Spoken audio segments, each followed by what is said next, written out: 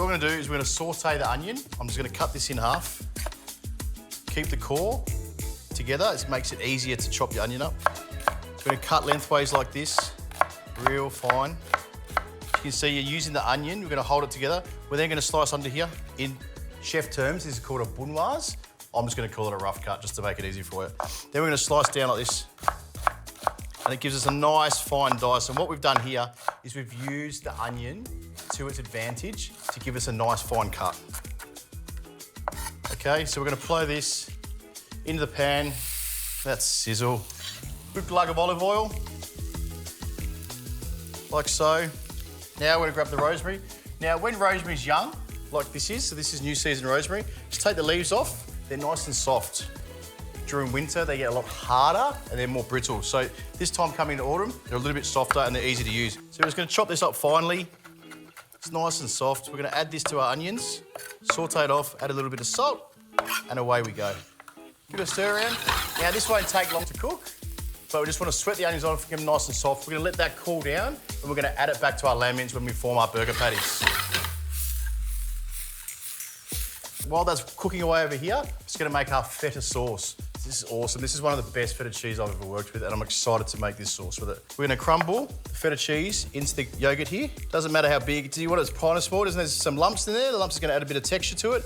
Just gonna add some more zing to your burger. Grab your spoon, and we're just gonna mix it in.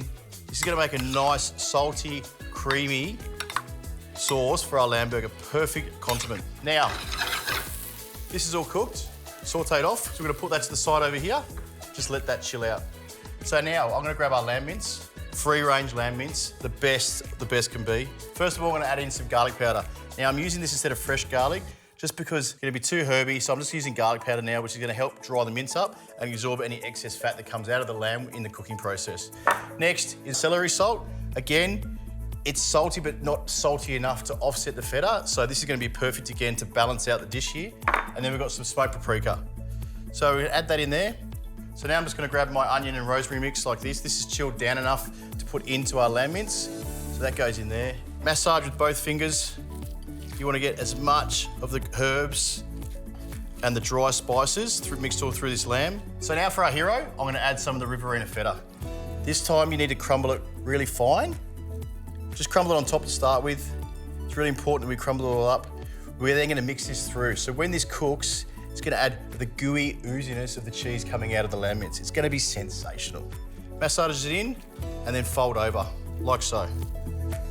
Bit of fun, you can get the kids involved with this if you want to. Nice and messy. You've got one big ball, we're gonna split it into half. Now, very important that you compact the mince together like this. This is gonna help your burger cook evenly during the cooking process. So we've got one ball like this, and we'll just repeat that for the next. And you can see everything is combined. Look at that. Now, cooking with lamb can be a little bit controversial. It will always be pink when you cook it. It's just lamb, it's how it's designed, right? So if you want your meat cooked a little bit longer or you don't want any pink, I suggest you double your cooking time. Today, I'm gonna cook for 3 to 4 minutes either side. Should give us a nice pink, even cook through the middle. And you'll also see the feta cheese oozing around. So we've made a nice patty. Now you want your patty to just be a little bit bigger than the burger bun you're using. This is gonna shrink a little bit, but by the time you've cooked it, it's gonna fit nicely inside your burger bun. Burgers are all about balance. You need to have balance of ingredients to make an overall burger experience the best possible. So we're gonna get some olive oil into a hot pan. Don't add too much olive oil because this is gonna release a lot of fat. Into the pan like so, nice and gently. You can do it in a pan, you can do it on a barbecue, you can do it on a griddle, you could bake it in the oven if you wanted to. There's many ways you could cook this lamb. But cooking it like this really heroes the lamb, but definitely heroes the Riverina feta.